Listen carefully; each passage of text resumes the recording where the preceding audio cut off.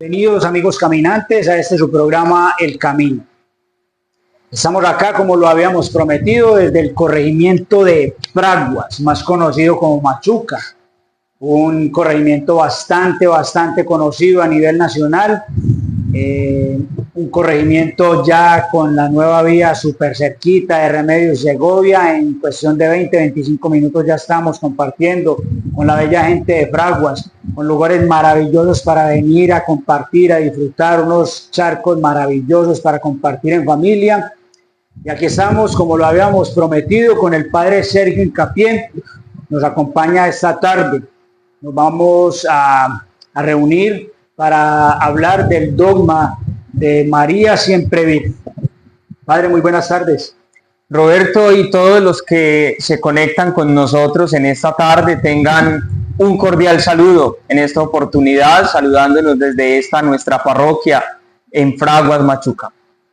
Bueno, antes de iniciar, Padre, como es costumbre, regálenos una oración, por favor, para que tengamos la plena certeza de que es el Espíritu Santo quien guía y quien dirige cada momento de ese programa. En el nombre del Padre, y del Hijo, y del Espíritu Santo. Amén. Amén. Te pedimos, Señor, que tu gracia inspire nuestras obras, las sostenga y acompañe, para que todos nuestros trabajos broten de ti como de su fuente y tiendan a ti como a su fin. Te lo pedimos por Jesucristo nuestro Señor. Amén. Santa María, ruega por nosotros. Padre, bueno, ¿usted ha visto algún programita del Camino? ¿No? ¿Ha tenido la oportunidad? Yo desde la primera invitación he tenido la oportunidad de estar interactuando, descubriendo, viendo las temáticas que empiezan a compartir aquí en este canal y en estos podcasts. Qué bueno, ya se ha hecho seguidor del Camino, ¿no? Ya nos hicimos caminantes. Qué bueno, ya es caminante, qué bueno, Padre, qué bueno, me alegra. Bueno, como decíamos en un principio, estamos en directo desde el corregimiento de Fraguas. ¿Sabe de pronto por qué lo llaman Machuca o no? Sí, de hecho es bastante particular porque el nombre principal es Machuca, no Fraguas. Fraguas era el nombre de una hacienda que ocupaba casi todo el terreno de donde está el asentamiento, el poblado en este momento. Se llamaba la hacienda Fragua. Y cuando fue evolucionando y el caserío se fue extendiendo, la gente pues lo puso fue Fraguas. Y Machuca fue el principal nombre, el primer nombre, porque era el lugar donde estaba la minería de una manera muy ancestral, donde se extraía el oro, era machucando las piedras. Entonces el nombre de Machuca sale de ahí, pero también ya a nivel civil empezó a cambiar un poquito, pero quedó con los dos, se conoce como Fraguas Machuca. Qué bueno, qué bueno. Bueno, más adelante el padre Sergio nos va a compartir mucho más acerca de su experiencia acá en el corregimiento de Fraguas. Vamos a entrar en materia, padre. Venimos ya, este es el tercer programa que venimos enfocando acerca de los dogmas acerca de la Santísima Virgen María. O sea, esas verdades de fe que aprueba o que enseña la Iglesia acerca de la Santísima Virgen María. Ya vimos la Inmaculada Concepción, que fue esa primera semana de diciembre. Esa fiesta se celebra el 8 de diciembre, normalmente cada año. Nos recuerda, nos enseña la Iglesia que María, al ser elegida como madre de nuestro Señor Jesucristo, que es Dios, fue preservada de todo pecado, ¿cierto? Entonces, desde el primer momento en que fue concebida, fue preservada de pecado. Es una gracia especial por ser la madre de Dios, porque Pablo nos dice en una de sus cartas o no es la carta a los hebreos, creo que dice que hemos sido predestinados para ser, creo que sí es Pablo, para ser presentados delante del Señor irreprochables o sin mancha. Entonces Dios lo hizo con la Santísima Virgen María antes de que fuera concebida. Con nosotros lo va a hacer cuando seamos presentados en el juicio, ¿cierto? Ya con la Santísima Virgen María lo hace de manera especial antes de ser concebida. También vimos hace 8 días con mi esposa que me acompañó, vimos María Asunta al cielo, que fue llevada en cuerpo y alma a los cielos, y María Madre de Dios. 3 verdades hermosísimas reveladas por Dios en las Sagradas Escrituras, y enseña la iglesia. Hay que recordar, Padre, que esos dogmas no están quizás así como literales. María fue asunta al cielo, o María fue preservada de todo pecado, sino que de alguna manera han sido reveladas, y así lo ha entendido la iglesia a través de la historia. Incluso siempre la ha entendido así la iglesia, sino que a través de la historia de pronto surge alguna persona, incluso pueden ser personas muy importantes que la entienden de manera diferente, como fue en el caso, creo, de María, Madre de Dios. Fue un patriarca en Filadelfia que él decía que María no era la Madre de Dios, porque era la madre simplemente de Jesús, hombre.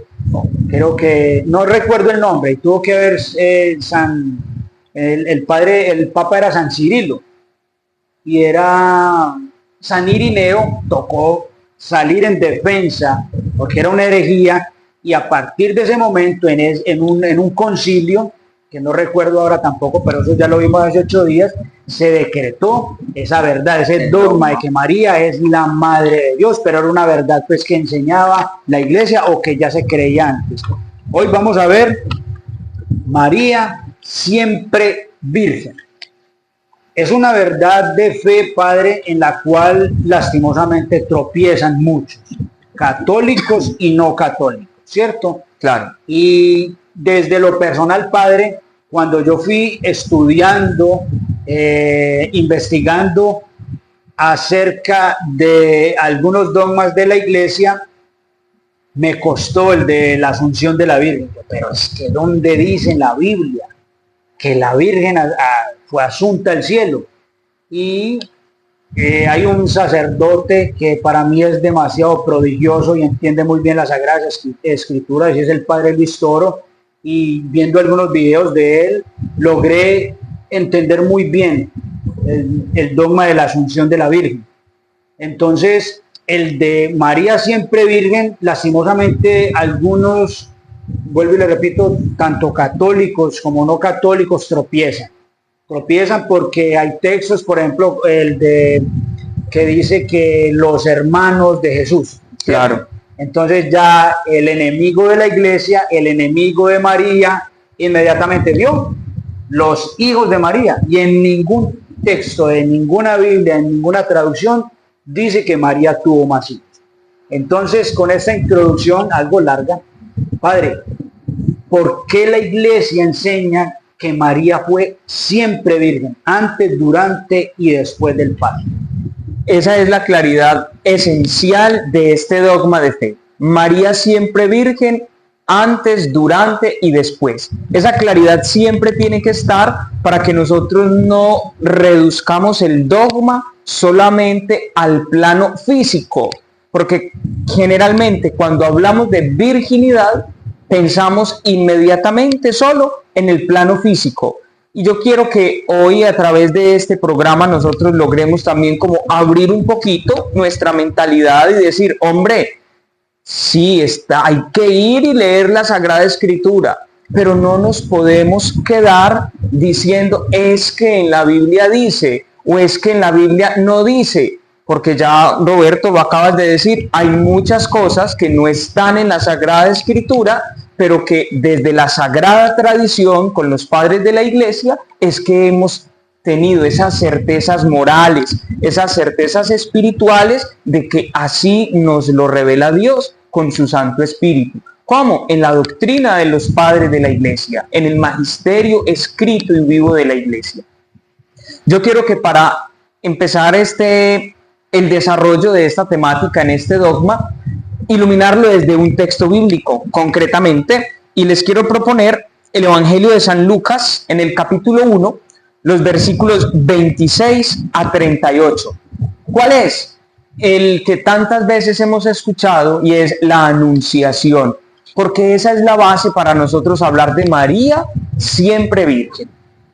Empieza desde todo el desarrollo en el Evangelio de San Lucas y dice, a partir del versículo 28, el ángel entró a donde ella estaba y le dijo, alégrate, llena de gracia, el Señor está contigo. Ella, María, se sorprendió al oír estas palabras y reflexionaba qué significaría aquel saludo. El ángel le dijo: no temas, María, porque Dios te ha mirado favorablemente. Concebirás y darás a luz un hijo, al que le pondrás por nombre Jesús. Este será grande, será llamado Hijo del Altísimo, y el Señor Dios le dará el trono de David su padre. Reinará para siempre sobre la casa de Jacob, y su reino no tendrá fin. María preguntó al ángel: ¿cómo será eso? Porque yo no tengo relaciones con ningún hombre. El ángel le respondió: el Espíritu Santo descenderá sobre ti y el poder del Altísimo te cubrirá con su sombra. Por eso el consagrado que nazca de ti será llamado Hijo de Dios. Roberto y todos los que nos escuchan, a mí me parece esencial hablar de este dogma, remitirnos directamente a la Sagrada Escritura y hacer una primera salvedad. ¿Por qué a veces católicos y no católicos creemos mucho lo que dice la Biblia, pero lo acomodamos a nuestro entender o a nuestro parecer? Porque ya en un primer plano nos lo muestra este evangelio, es Dios el que tiene a un enviado entregando una razón, ¿sí? El ángel. Y miremos la actitud misma de los personajes del evangelio que el evangelio nos presenta, que son los que nos ayudan a comprender el dogma y por qué la iglesia así lo cree y así lo enseña.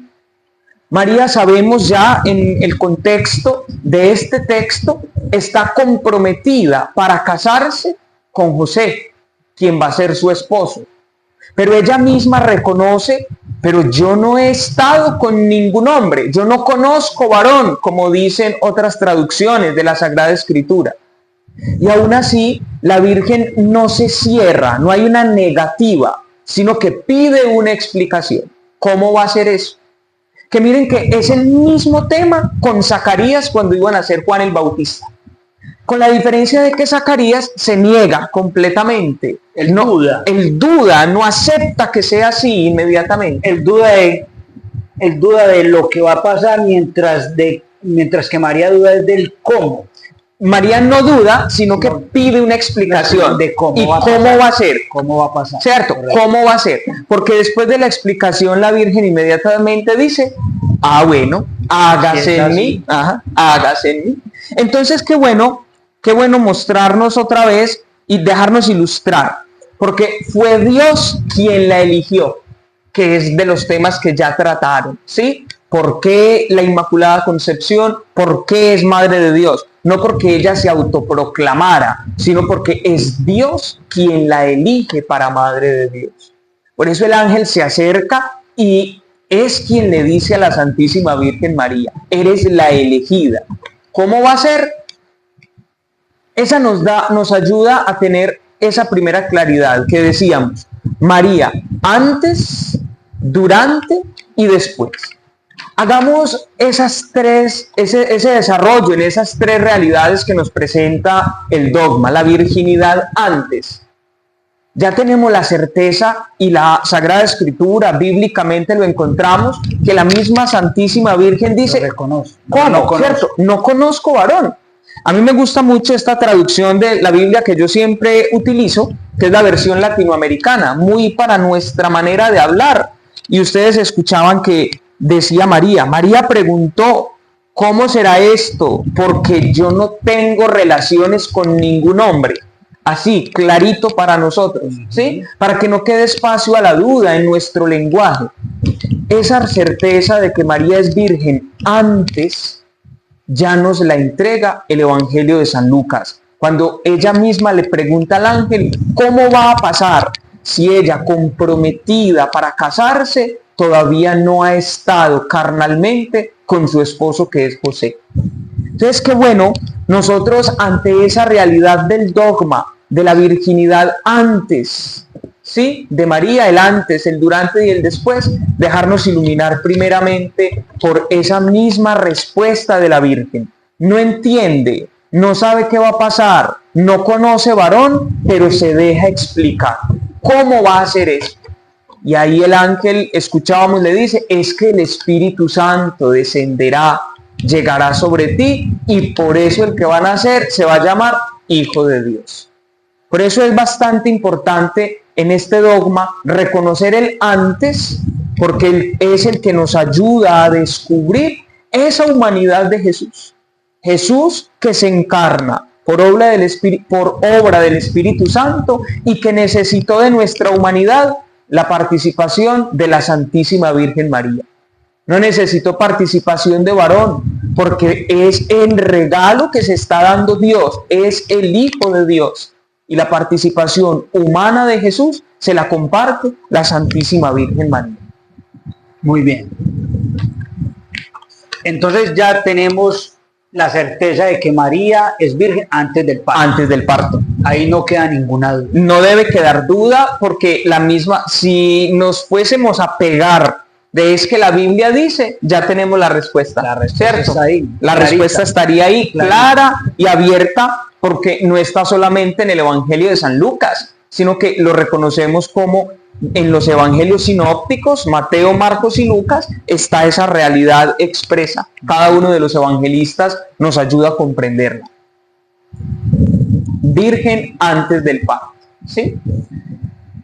En el desarrollo mismo del dogma, empezamos a descubrir, listo, está muy bien, antes del parto no conocía varón. Ahora, María virgen durante, en la etapa de embarazo, en la etapa de gestación, en la etapa de creación del Verbo de Dios que se hace carne en ella.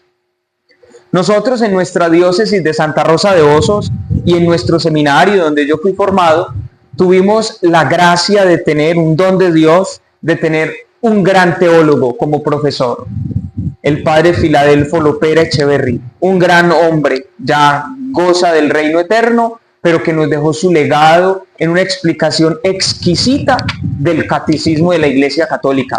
Y en las enseñanzas del padre Filadelfo, cuando él nos explicaba, o en su catecismo cuando explica esta segunda etapa, digámoslo así, la virginidad durante, el padre nos ayuda para que teológicamente lo comprendamos, nos dice, fijémonos en la figura del cristal y de la luz. El cristal, la luz atraviesa el cristal, entra, permite su luz sin causar daño alguno. Todo lo contrario, plenificando el cristal, porque lo llena de luz, lo llena de vida, hace que sea mucho más radiante. El cristal incluso lo magnifica. Claro, hace que sea mucho más grande, lo perfecciona, la luz que lo traspasa. Y el padre nos explica el durante diciendo eso, el padre Filadelfo. Jesús es esa luz que traspasa ese cristal, la presencia de la Virgen Santísima, sin dañar nada de su cuerpo, sino perfeccionando la integridad, la humanidad de la que ya había sido elegida desde siempre por Dios. O sea, como decía usted ahora, padre, en palabras muy nuestras, el parto de Jesús, o sea, el parto de María con Jesús fue sin rompimiento de himen. No podía haber. No podía haber, porque es la gracia misma, la gracia especialísima que nos permite comprender en una figura muy llamativa este ejemplo, esta metáfora del cristal. Por eso, qué bueno nosotros, si logramos tener la claridad del antes, por las palabras de la Virgen que no conoce varón, qué bueno lograr comprender la virginidad de María durante su gestación, porque es que si Dios mismo sabe sembrarse, encarnarse en las entrañas de la Virgen Santa, Él mismo es capaz también de permitir todo el curso natural sin dañar, sino plenificando la integridad, la humanidad de la Santísima Virgen. Y es muy bonito porque es el descubrimiento de cómo nos plenifica y nos dignifica el Señor también a cada uno de nosotros. Porque es que en la Virgen Santa, representada la humanidad que recibe Jesús, verdadero Dios y verdadero hombre, necesitamos vernos también nosotros plenificados, agraciados, tenidos en cuenta dentro de esta elección del Señor. Padre, y de hecho el Evangelio lo explica. En el Evangelio de Juan, creo que es en el capítulo 21, ya resucitado Jesús, recuerde que los apóstoles, los discípulos están encerrados por miedo a los judíos. Ajá. Y dice que ellos están encerrados y que se les aparece el Señor. Dice, aclara el Evangelio que tenían las puertas y las ventanas completamente cerradas y el Señor se les aparece. O sea, el Señor necesita que le abran puertas o ventanas para poder entrar. No. Porque el Señor, y es algo muy bonito también, el Señor no violenta, el Señor no destruye, no violenta, el Señor llega. Él puede traspasar sin hacer ningún daño. Claro, Él toca. No hay obstáculo que le impida a Él pasar. No. Entonces ahí está la explicación a que hay un respeto de esa naturaleza en el parto de una mujer que difiere al parto de María con Jesús, que no hubo ese rompimiento de himen y ella continúa siendo virgen después del parto. Durante el parto. Durante el parto. Tenemos el antes, el durante el parto, que es donde vamos, y reflexionar sobre el después del parto, la virginidad después del parto, es mucho más sencillo de comprender. ¿Sí? No para todo el mundo. No. Porque ahí vuela la imaginación de más de uno. No, es muy fácil porque vamos a dejar que esa imaginación no se corte. No hay necesidad de poner la imaginación a volar. Porque lo que nos enseña la iglesia o lo que enseña este dogma es, la Virgen es virgen después del parto porque nunca tuvo relaciones ni hijos. Lo que pasa es que, padre, para nosotros es muy claro, sí, pero obviamente cuando siempre hemos explicado, yo creo que cada 8 días, cuando se explica un dogma de la iglesia, cuando se explica una verdad, es importante tener un corazón muy humilde, padre. Yo creería que una característica fundamental para poder entender y aceptar una verdad de la iglesia es la humildad, ¿cierto? Cuando se tiene un corazón soberbio, incluso yo creo que fue ayer la lectura de la carta a los hebreos, habla de la incredulidad como pecado. La carta a los hebreos nos habla de que la incredulidad es un pecado que nos puede alejar de la salvación. Porque incluso el autor de la carta a los hebreos nos está recordando el salmo, que no recuerdo cuál salmo es, creo que es el 49, que dice que no endurezcamos el corazón como en Meribá, porque él dice que el Señor en su cólera jura, Dios en su cólera jura que no vamos a descansar en su morada, en su presencia, si nosotros no enderezamos el camino, si continuamos con ese corazón duro, ese corazón incrédulo. Entonces, el argumento que utiliza el de corazón duro, el de corazón incrédulo, padre, es que, no, es que José y María estaban casados, entonces no es pecado que tuvieran relaciones, ¿cierto? Y de hecho más de una persona creía así, incluso católicos, como le digo, pero es que si no hay pecado, ¿por qué llevarlo hasta el extremo? Si se supone que estaban casados. Entonces, vamos a cortar esa imaginación y ese argumento. Y sin lugar a dudas tiene razón, el que está diciendo es que un par de esposos no tiene ningún pecado en tener relaciones. Eso es totalmente cierto, totalmente válido. Pero en el caso de la Santísima Virgen María no aplica. ¿Por qué? Porque el dogma cuando nos enseña es virgen después del parto. Pongámonos nosotros en esa figura. La Virgen no entendía lo que estaba pasando. Y yo, pues en la misma historia sabemos que San José tampoco entiende lo que está pasando. Que incluso es muy bonito, y lo escuchábamos en este año, también se podría hablar de la anunciación de San José, cuando en su sueño también el ángel se le aparece para decirle no temas. No se le aparece, le anuncia. Le anuncia en el sueño, no ¿cierto? Temas. No temas, porque también el ángel va y consuela a José que no entiende, ¿cierto? No entiende. Porque si la Virgen no entiende y pide explicación y acepta, José no entendía tampoco. Pero también en el sueño que empezamos a ver con el Papa Francisco, lo del San José dormido, no sé si lo recuerdan. No. Que empezó a propagarse mucho la devoción del San José dormido. Pero sé que es una devoción del San José dormido, pero no sé en qué consiste. Y es precisamente eso, la dormición de San José, para comprender por la palabra del ángel qué era lo que estaba pasando. Porque claro, eso humanamente, y quizás nos lo han podido ayudar a comprender de manera caricaturesca en las películas, sí, como San José tampoco entiende, pero es eso. Claro, la vida de los esposos no tiene ningún pecado en la unión conyugal, pero en el caso de la Virgen, cuando hablamos que es virgen después del parto, es precisamente porque también José comprendió la dignidad de la mujer que le había sido confiada. San José, más que esposo, es custodio, es protector de la familia de Nazaret. Esa misma virginidad. Sí, es custodio y protector de esa realidad que se le ha entregado a él también. Padre, Entonces, qué pena, usted dice algo muy importante a tener en cuenta, y es para poder entender que sobre la virginidad de la Santísima Virgen María después del parto, es que se me fue la palabra.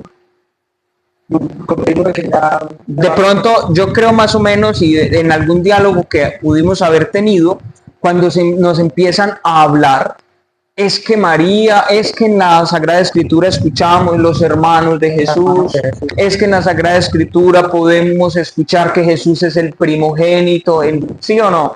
Eso a veces se puede prestar para la ambigüedad o una interpretación demasiado libre. Pero yo quiero que también, iluminado desde los evangelios mismos, lo veamos. El Evangelio de San Marcos, capítulo 6, versículo 3 y siguientes, nos narra cuando Jesús volvió a su pueblo. Y los del pueblo decían, pero este no es Jesús, el hijo del carpintero. Este no es Jesús, al que le conocemos sus hermanos, sus hermanas, y no es María su madre. Entonces, de este texto muchas personas se han pegado para no querer comprender o para buscar atacar el dogma, diciendo, pero si ahí dice que los hermanos de Jesús, que las hermanas de Jesús, ¿qué pasa? La Virgen, ¿cómo es virgen después del parto? ¿Eso quiere decir que sí tuvo más hijos? No, ni San José ni la Virgen tuvieron más hijos. Ninguno de los dos tuvo más hijos, ¿cierto? No podemos decir que los que la Sagrada Escritura llama los hermanos de Jesús son hijos de San José o son hijos de la Virgen María, o que las hermanas de Jesús son hijas de la Virgen. No. Y cabe mucho recordar cómo en el lenguaje semita, en el lenguaje que fueron escritos propiamente los textos, era un lenguaje que no tenía demasiadas palabras para expresar la realidad. Por eso decir hermano no es como decir ahora primo, tío, sobrino, que tenemos tanto un amplio parentesco dentro de nuestras realidades familiares, ¿no? Decir hermano dentro del lenguaje bíblico era decir un pariente, una persona cercana, una persona cercana. Es más, me parece curioso porque el mismo texto los nombra y dice José, Santiago, Judas y Simón. Hablemos por decir algo de alguno, de Simón. Y todos recordamos cuando Jesús va y conoce por primera vez a Simón. No lo conocía, lo encontró reparando las redes. Pero Simón. Sí. Uno es Simón Pedro y el otro es Simón el Cananeo. Y el origen de eso es Galileo. Ajá. Todos por descarte, ninguno no podía, eran desconocidos para Jesús, se vuelven discípulos de Jesús, pero ninguno tenía ese parentesco como nos lo quieren a veces ayudar a comprender de consanguinidad. No. De hecho, padre, cuando en los textos bíblicos nos quieren hacer referencia a hijos de alguien, lo dice. Los hijos de Severo, claro. Los hijos de el Alfeo. O sea, de una vez dicen, este y este son hijos de Fulano. Claro, y ahí la claridad. Nunca mencionan los hijos de José, los hijos de María. No. De hecho, cuando dan la ascendencia de Jesús, la descendencia. Sí. La sentencia en Lucas, en Mateo, tanto cuando llegan a José, era para que dijeran, y José es hijo de, no recuerdo de quién, cuando dan el árbol genealógico, que descubrieran que José venía descendiente de David, que era donde se había anunciado el nacimiento del... Cuando llegan a José dicen, y fulano que es padre de José, que es el padre adoptivo de Jesús. O sea, porque no dice y de sus hermanos. Ajá, No no. menciona ninguna hermana. Bueno, otro texto, padre. Cuando Jesús se pierde en Egipto, él tiene 12 años. Ajá. No menciona ningún hermano. No, no, No no. menciona ningún hijo de José y de María. Y ya teniendo Jesús 12 años, mínimo era para que tuviera 3 o 4 hermanos. Claro, como sin mínimo, duda, sin y no duda. lo menciona. No, porque no existen, no existen. Total. Consanguíneamente no existen. Incluso Hay un evangelio muy bonito, un texto evangélico muy bonito, que es Jesús en la cruz. ¿Sí? Cuando Jesús está en la cruz, hijo, ahí tienes a tu madre, madre, ahí tienes a tu hijo. Miren que llama mucho la atención. Si María tuviese otros hijos, Jesús no le había tenido que entregar a nadie. Según las leyes judías, María tendría que ir donde uno de sus hijos. Claro, Donde uno de sus hijos. claro, Jesús Por no ley. había tenido la necesidad de decirle, acuérdese que él tiene un hijo. No. Entonces miren que es muy bonito descubrir la Sagrada Escritura, texto y contexto. Sí, sí. Porque no nos podemos quedar únicamente, es que la Biblia dice. Los No, no, no. hermanos. La Biblia sí dice y la Biblia hay muchas cosas que no las dice también. Pero por eso la iglesia, cuidado, la iglesia católica, que es madre y maestra, nos ha enseñado desde siempre cómo creer las verdades de fe reveladas por Dios. Padre, ya recordé, bueno, como primera medida para creer estas verdades de fe reveladas por Dios, lo primero que hay que creer es que para Dios nada es imposible. Sin duda. Como primera medida. O sea, dudar de que María pueda ser virgen después del parto es dudar de que Dios pueda hacerlo.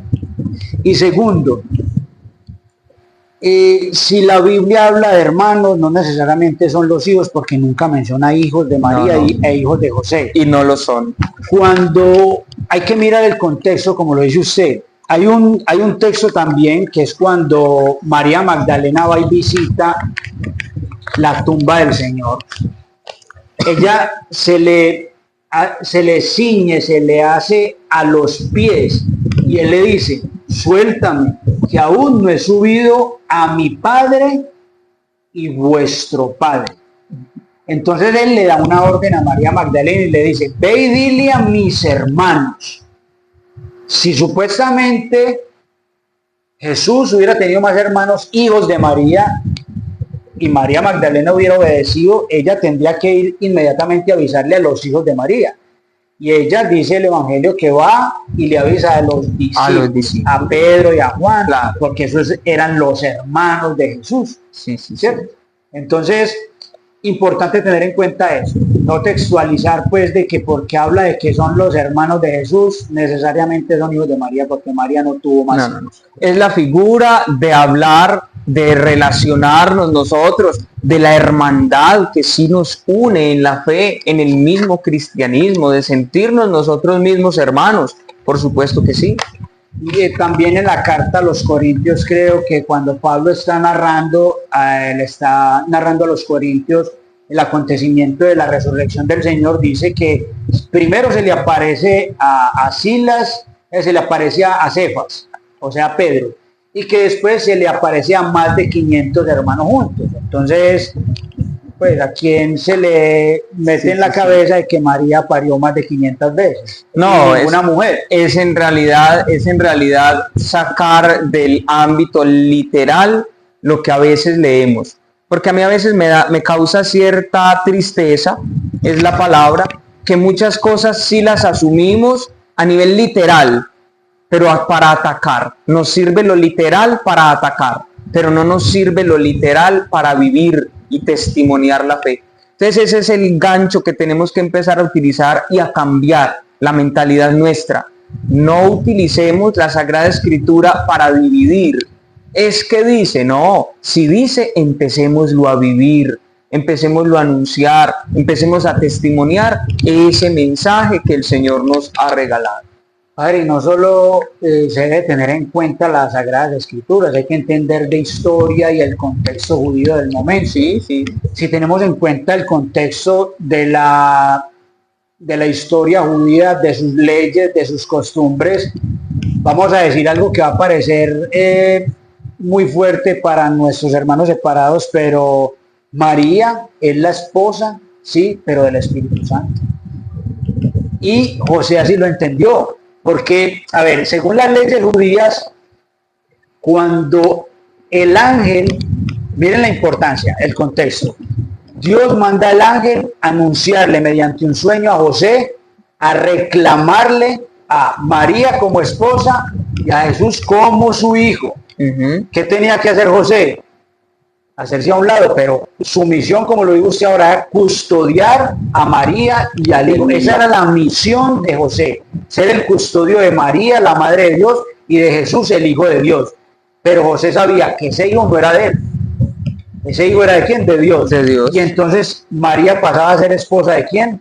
Del Espíritu Santo. ¿Por qué? Porque ella engendró, fue un hijo no de José, sino del Espíritu Santo. Sí, madre de y Dios. José así lo entendió.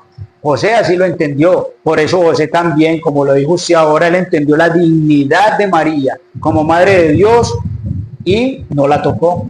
Por eso es Y bonito. así lo creemos nosotros. Por eso es bonito también esa salvedad que usted decía ahorita, Roberto, y es la primer característica de quien tiene fe es ser humilde. Sí. No solo para creer los dogmas de la Virgen, para todos. Para creer en Dios se necesita humildad, se necesita abrir la vida. Es que no es otra cosa lo que pasa con los dogmas de la Santísima Virgen María. Esto que sucede en María es abrirse a la acción y a la bondad de Dios en ella. Y la virginidad, como empezábamos diciendo, a veces tenemos que empezarla a sacar porque la tenemos encerrada solo en el plano carnal, físico.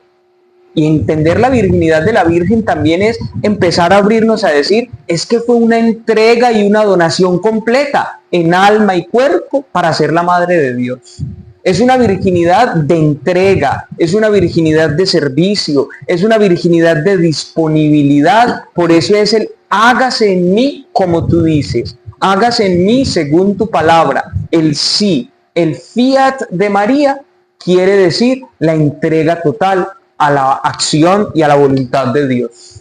Padre, algunos exégetas he entendido yo que han interpretado ese cuestionamiento de la Santísima Virgen María como una decisión de incluso haber permanecido virgen, así ella ya hubiera estado desposada.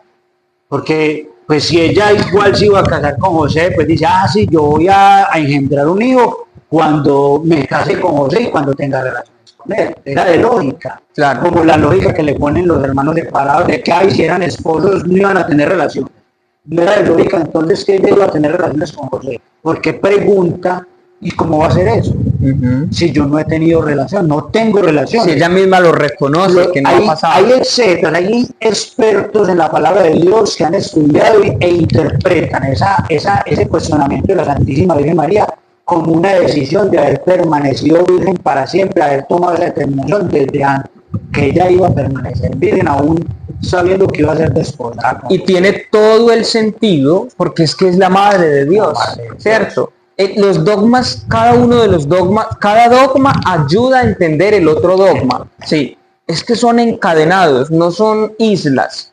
Cada uno nos ayuda a comprender esa realidad. Y al yo decir, la Inmaculada Concepción de la Santísima Virgen, María, Madre de Dios, eso me ayuda a mí a comprender la decisión de la elección que también la Virgen no entendía, pero logró comprender y encarnar también. Es que ella se encarna al Hijo de Dios y se mete en el papel de Madre de Dios, ¿sí? Entonces la virginidad de la Santísima Virgen, antes, durante y después, es el dogma que nos ayuda a reconocer esa realidad divina que Dios actúa en María y que nos ayuda a comprender sin duda las gracias que puede alcanzar el Señor en cada una de sus criaturas. Él es el que elige, Él es el que determina. Hay muchos más textos, ¿cierto? Pero uno de pronto yo traje nada más dos, porque yo digo, bueno, para uno creer una verdad revelada en la Biblia, uno no necesita un solo texto. Si lo dice una sola vez, ya, yo qué más necesito reforzar. Obviamente otros textos refuerzan. Hay un texto, no sé qué profeta es, o si es un salmo que dice, y esa puerta se cerrará, no se volverá a abrir y nadie más pasará por allí porque por ahí pasó el Altísimo, algo así, como dando a entender, haciendo alusión y se hace alusión a la virginidad perpetua de María, porque por ahí pues nació el Señor y ahí no recuerdo cuál es el texto, la verdad. Es muy bonito en relación con lo que dices, es muy bonito, son muy bonitos todos los textos del Adviento del profeta Isaías, que es el que lo anuncia, el que nos prepara, el que nos dice cómo va a venir, cómo es la elegida, haciéndonos toda esta preparación y alusión a esta verdad que hoy estamos reflexionando. Entonces, nada raro que sea uno de los textos del profeta Isaías en los que se pueda encontrar, porque es el profeta Isaías. En el tiempo del Adviento es muy bonito escucharlo con mucha atención, porque es que podemos descubrir verdaderamente cómo nos va ayudando a comprender la encarnación del Hijo de Dios. Pero me ayudas a recordar también un refuerzo.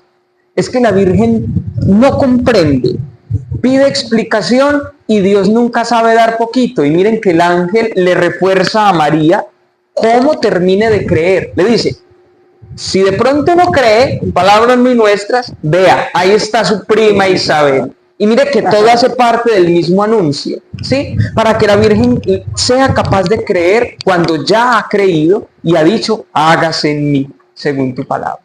Bueno, se menciona Isaías. Yo traje Isaías 7:14.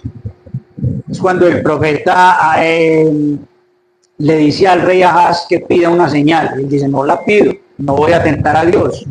Y el profeta le dice, por tanto el Señor mismo os dará una señal. ¿Qué quiere decir una señal? Un milagro, un prodigio, es decir, algo que va a ser algo sensible de lo normal, algo que si lo vamos a ver, vamos a decir, hey, ahí nos está hablando Dios.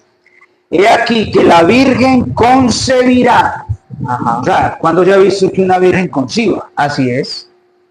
Y, es decir, es una señal con dos promesas.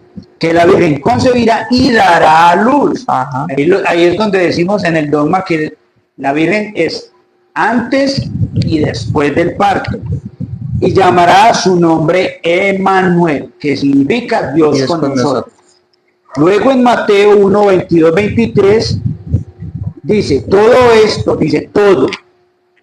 esto aconteció para que se cumpliese lo dicho por el Señor por medio del profeta cuando dijo, he aquí, una virgen concebirá y dará a luz un hijo, y llamará su nombre Emmanuel, que traducido es Dios con nosotros.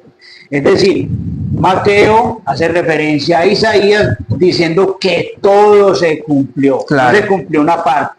Nosotros por eso creemos que se cumplió todo, que María viene antes, durante y después del parto, y ya lo explicamos muy claramente. María no tuvo hijos, José no tuvo hijos, de hecho no existe ningún texto de ninguna Biblia, de ninguna traducción en ninguna parte del mundo que diga que María o José tuvieron más hijos.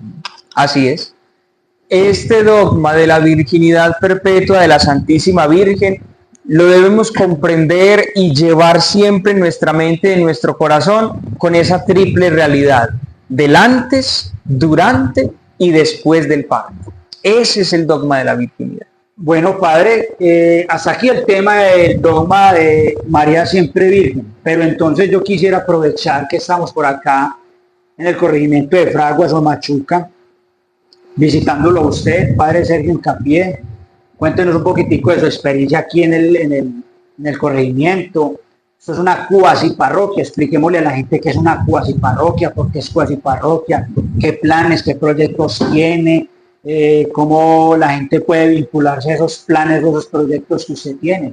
Coméntele a la gente, aproveche y que puede hacerse famoso para nos pueden ver en cualquier parte del mundo. Bueno, miren, de pronto nosotros en los pueblos grandes estamos acostumbrados a ver iglesias y templos ya muy bien construidos y que tienen toda una dinámica propia. Sí, son parroquias, pero a veces no hemos descubierto como ese proceso, es decir, cómo nace una parroquia.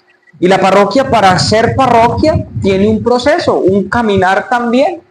Cuando se crea primero la iglesia, o sea, la comunidad, se constituye todo, pastoral, espiritual, es que podemos pensar en el templo, en la edificación, sí, en el lugar en que nos vamos a congregar, porque primero pensamos es en construir iglesia, en reunirnos, compartir la fe como hermanos.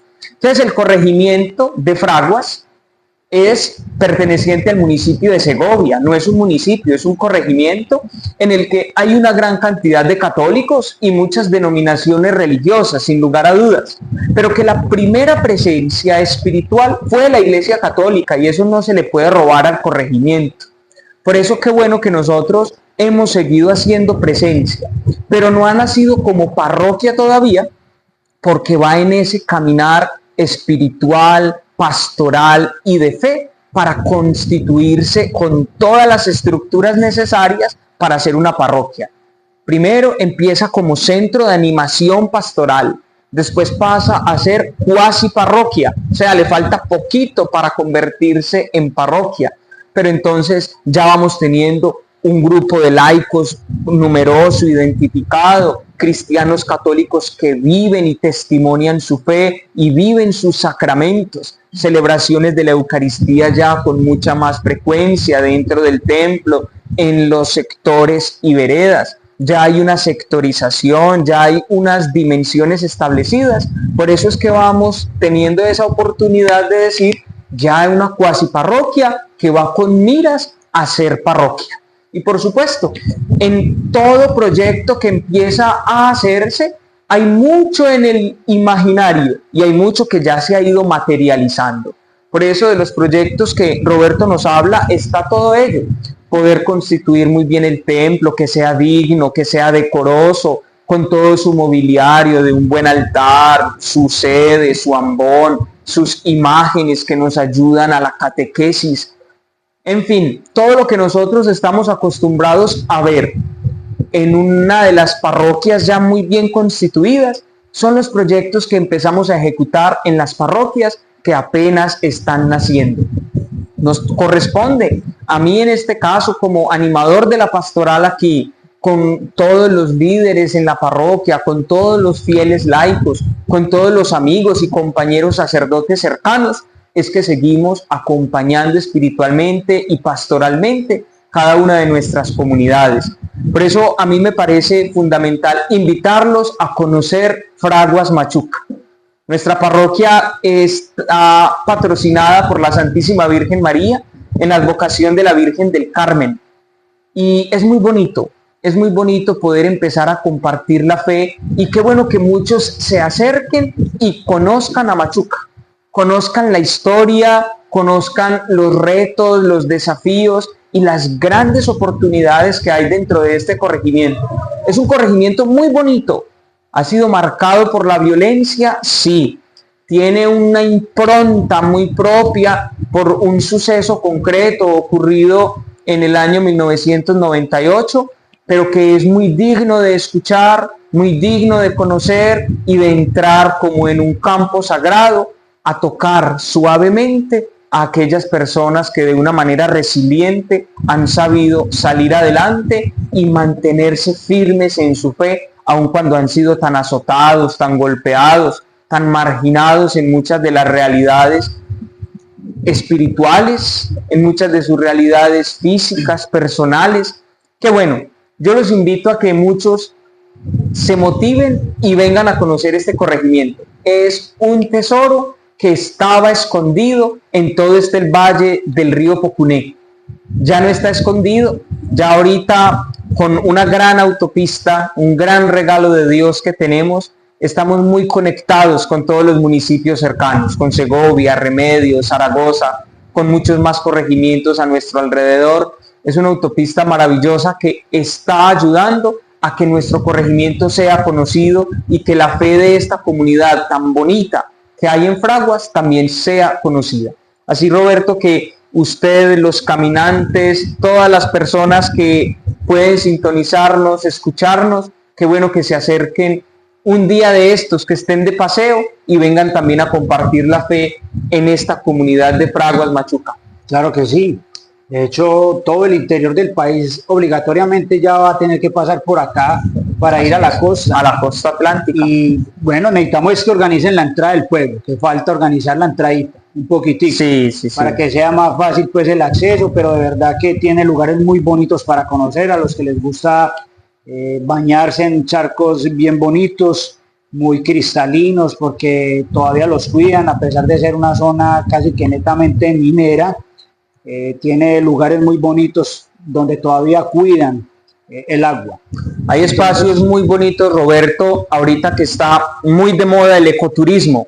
Aquí podemos vivir muy bien el ecoturismo porque es en realidad un panorama natural, un entorno muy, muy bello, muy digno de contemplar. Bueno, muchas gracias a todos los caminantes que se conectaron o que van a ver este programa. Roberto Naranjo les saluda, el padre Sergio Hincapié, con el tema de hoy, dogma mariano, María siempre virgen, no se les olvide, María siempre virgen, antes, durante y después del parto, no se dejen de engañar, las escrituras son muy claras. Dios los bendiga, hasta una próxima oportunidad. Dios los bendiga.